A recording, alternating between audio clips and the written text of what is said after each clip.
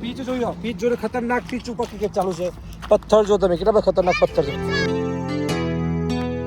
Good morning મિત્રો, આપ સૌનું સ્વાગત છે આજના નવા વ્લોગમાં. ગઈકાલે મતદાન બાદ આજે આપણે ઘરે છીએ. અત્યારે રમેશભાઈ આવી ગયા છે મંદિરે જઈને. સરસ મજાનો માહોલ છે ઘરે. વેકેશનમાં આવી ગયા હતા પણ બીજા દિવસે વોટિંગમાં જવાનું થયું હતું એટલે તમને માહોલ બતાવવાનો રહી ગયો હતો. બતાવી દો. આ મંદિરે જઈને આવી ગયા છે તો જમી લઈએ. જમવાનું બની ગયું છે. સાનવી બેન આવી ગયા છે દર્શન કરીને. જાનવી બેન, જય શ્રી કૃષ્ણ. રમલા ભાભી, રમેશભાઈ બધા મંદિરે જઈને આવી ગયા છે. સરસ મજાનું. હાજી, કેવું છે તબિયત? હે ને? હા બસ બસ. જય રામદેવજી. જય રામદેવજી. 10 વાગ્યા છે. જમી લીધું છે. ગઈકાલે રાત્રે મોડું થઈ ગયું, ભૂખ લાગી ગઈ બહુ. અને ટીવી ચાલુ છે તો બહુ અવાજ આવતો હશે. સામી બેન અવાજ શું કરી ગયા છે. સેવ ટમાટરનું શાકને રોટલી ખાઈ લીધી છે. પણ જો વેકેશન મોડ છે ને, ઘરે આવી ગયા પછી જો ટીવી સામે બેસી ગયા છે બંને. કેવી મજા આવે છે વેકેશનમાં? લેટો ઉઠવાનું અને પછી ટીવી જોવાની, રમવાનું, એમ ને. અને એક ભાઈ તો જાગે જ નથી. ના ના એ સુઈ ગયું છે. હા બેટા અહીં આવો. પ્રિય અહીં આવો. ચલો કંઈક કહેજો. ચલો કેમેરા સામે. મજા આવે છે વેકેશનમાં? આમ કરજે, સ્માઇલ આપી દેજે એક વખત. અમાય અમે એક સ્માઇલ આપી દે. એ સ્માઇલ તારી જોરદાર છે. સ્માઇલ આવજે. એ સ્માઇલ સ્માઇલ 1 2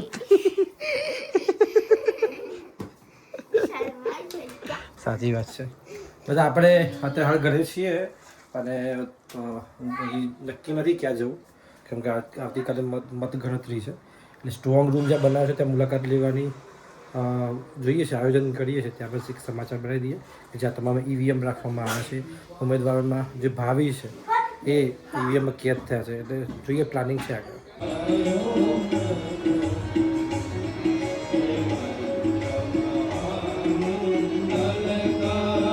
મિત્રો જુઓ, કપડાં બદલાઈ ગયા છે.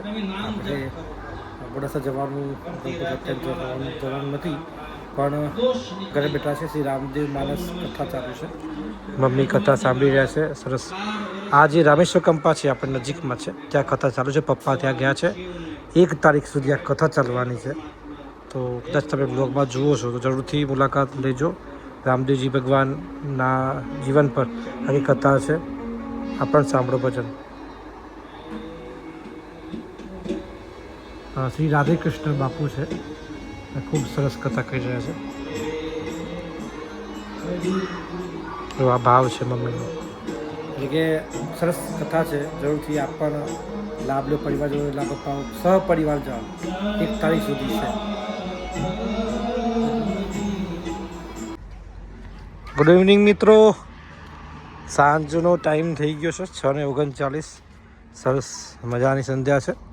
આવતીકાલે મતગણતરી છે એટલે એની તૈયારી કરવામાં આવી છે. અને બહાર ચાલુ છે આઈપીએલ. ગામડાની આઈપીએલ ચાલુ છે. રામ રામ. મિનેશભાઈ ક્યાં?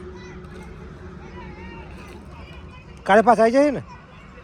હા એ જોઈ મેં ગાડી એટલે પૂછ્યું. હાલ છોકરા જો આઈપીએલ ચાલુ છે. મિનેશભાઈને ટેન્યુ આ શોટ મારી. ચોક્કો ચોક્કો. એ તારા પપ્પા જોઈ રહ્યા છે. કેમ દોડતો નહીં? આ કેમ દોડતો નહીં? તું દોડતો કેમ નહીં? રનર રાખ્યું છે? બાપરે, આઉટ. અરે રે આઉટ. આઉટ. એ લાઈવ રેકોર્ડ થઈ ગયું. આઉટ હો બોલ છે. બોલો કેવી પડે ગરમી? ગરમી વધારે પડે સાહેબ. એમ ને. 2 દાડા પાસે 45 ડિગ્રી પ્લસ બહારના નીકળવાની એમ કેવું છે. 55 ડિગ્રી. હે ને? 55 ડિગ્રી થવાની. આ તો આર્મી વાળા માણસ છે એટલે નતું ના લાગે. મેં નતું માણસ છે. અમે જો સંકેતભાઈને ઘેરા છે, બધા કાકા બધા છે. સંકેતભાઈ ઘેર હાજર છે. હે ને ભાઈ? વાત થઈ ગયા છે. ગેસની બોટલ પર વાગ્યો છે. આ થલા લાયા. ના થલા ગરમી લાયા. કેવી પડે છે બોલો? આવો ટીવી માલવાનું છે સીધું.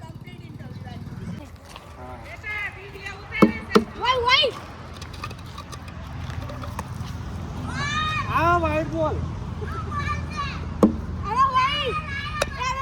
ચાલો ભાઈ, આપણે છોકરા જોડે ક્રિકેટ રમવા માટે આવી ગયા છીએ. 7નો ટાઈમ છે.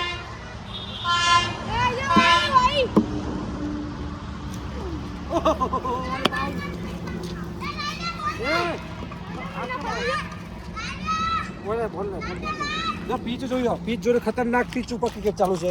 પથ્થર જો તમે કેટલા બધા ખતરનાક પથ્થર છે. ના ઉપરથી બોલ આવે છે. બીજું પેલા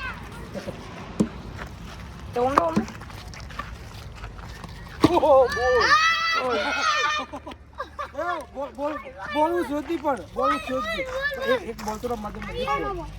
એક બોલ રમવા દે. નીચેથી ખતરનાક છે કે બોલ શોધ નહીં નીચે જતો રહ્યો.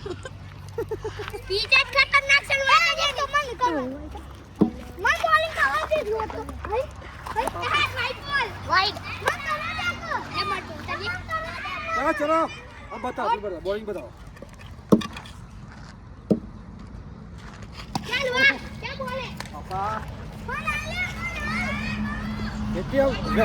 પીચ ઉપર બોલિંગ કરતા હોય ને એવું લાગે છે. બોલ આવતો જ નથી. આ તો પથ્થર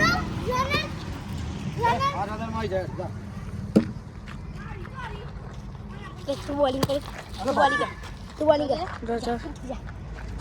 बोल बोल गया जंगल में बॉल लेके जा रहे हैं अभी. आप पिक्चर देख सकते हैं. हमारे कैमरामैन क्या नाम है आपका? तन्मय. आपका नाम? रुद्रा. और आप देख सकते हैं कितने फास्ट बॉलर है वेस्ट इंडीज के. चलो फिर से रिकॉर्डिंग की जाए भाई. धीमे धीमे ना बोला आवाज दे ऊपर. हाँ दौड़ सी वो आउट. नहीं है नो रन थोड़ा धीमे धीमे ना.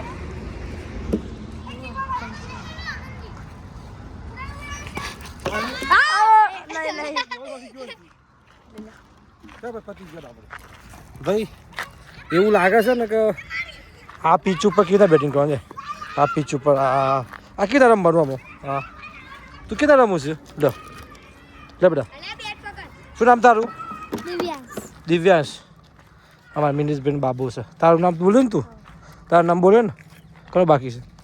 આવી જા જલ્દી આવી જા. બોલો નામ બોલો સરસ. એ બધા રમો હો. હા થાકી ગયો થોડી વારમાં. સરસ મજાનો સનસેટ થાય છે. તો ગામડાની મજા જ આવી ગઈ.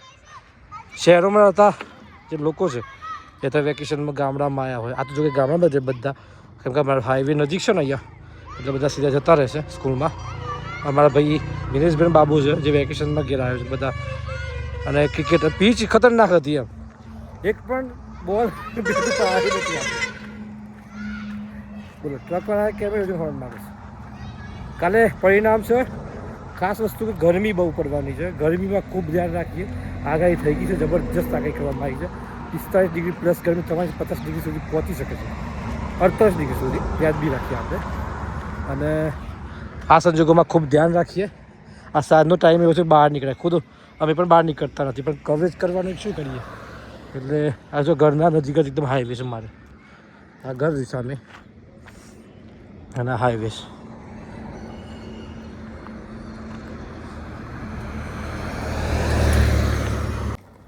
મિત્રો જો આજનો જે વ્લોગ છે આપણે ઘરે આવી ગયા હતા ગામડે, અને ગઈકાલે મતદાન હતું એટલે તમને બતાવી શક્યો નહોતો, પરંતુ ઘરે આવી ગયા છે. બાળકો ખૂબ જ વેકેશનનો આનંદ માણી રહ્યા છે. અને ખાસ કરીને થોડું બાળકો સાથે ક્રિકેટ રમવાનો પણ આનંદ મળ્યો. જૂનો સમય યાદ આવી ગયો. ખાસ કરીને જો વાત કરવામાં આવે તો આવતીકાલે પરિણામનો દિવસ, એટલે કે તમારા માટે પરિણામ આવવાની શરૂઆત થઈ ગઈ છે. પરિણામ જે પણ આવે, કોઈની સાથે ન ઝઘડું કરીએ, ન કોઈની સાથે લડાઈ કરીએ. રાજનીતિ છે, પરિણામ કોઈ પણ હારવાનું છે, કોઈ પણ જીતવાનું છે, બધે જીતવાના નથી.